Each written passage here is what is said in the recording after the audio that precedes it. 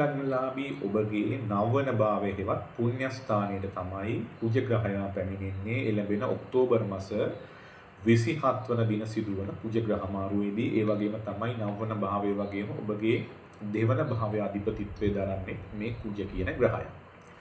මේ නවවන භාවයට කුජගේ පැමිණීමත් සමගම මීන ලග්නලාභීන්ට සාර්ථක වෙන්න පුළුවන් පැති කීපයක් කියන්න. මූලික වශයෙන් අපි ආදායම් තත්ත්වයේ පැත්තෙන් කතා කරොත් ඔබට මේ කාලය තුලදී යම් යම් අවස්ථාවන් වලදී ආදායම් තත්ත්වය වර්ධනය කරගන්න පුළුවන් මාර්ගයන් පෙන්눔 කරයි.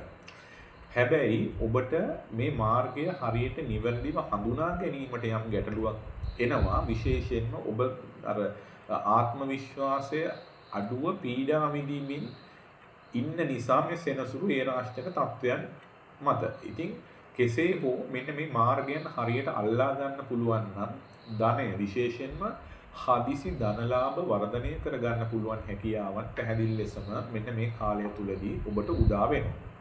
මේක අතිශය සාර්ථකයි. විශේෂයෙන්ම එන අවස්ථා මගහැර ගන්න එපා සහ මගහැරෙන්න පුළුවන් සම්භාවිතාව වැඩි. ඒක වෙන්නේ ගොඩක් වෙලාවට මම කලින් කිව්වා වගේ ඔබගේ තියෙන ටිකක් අර පසුගාමි අදහස් හින්දා. හරි. ඊළඟ එක තමයි මේ නවවන භාවයට කුජගේ පැමිණීමත් සමගම බොහෝ විට ඔබ මේ පින්කම් කටයුතු වල සහභාගී වෙන්න පුළුවන් හැකියාවක් වටපිටාවක් සැකසෙනවා.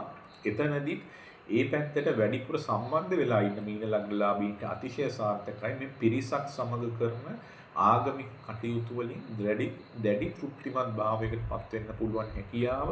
ඒ වගේම Tamanගේ ආත්ම විශ්වාසය ගොඩනගා ගැනීම, ඒ පැත්තෙන් තීන්දුව తీරන ගන්න. එතකොට අර පිරිසක් සමග ඒ කටයුතු වල මූලිකත්වය දරන්න පුළුවන් හැකියාව. මෙන්න මේ වගේ පැති සාර්ථක කරගන්න පුළුවන් අවස්ථා පැහැදිලි ලෙසම මේ ග්‍රහ මාරුවත් සමග ඔබට උදා වෙනවා.